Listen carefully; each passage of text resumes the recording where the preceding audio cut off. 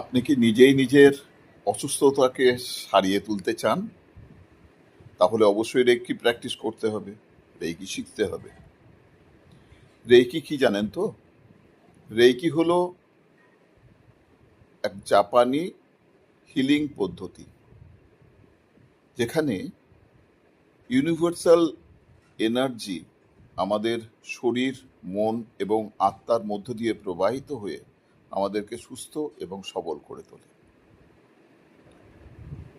আমাদের সারা দিনের নানা কারণে ক্লান্তি, স্ট্রেস, অ্যাংজাইটি এইসবের ফলে আমাদের শরীর ভীষণ ক্লান্ত অনুভব করে।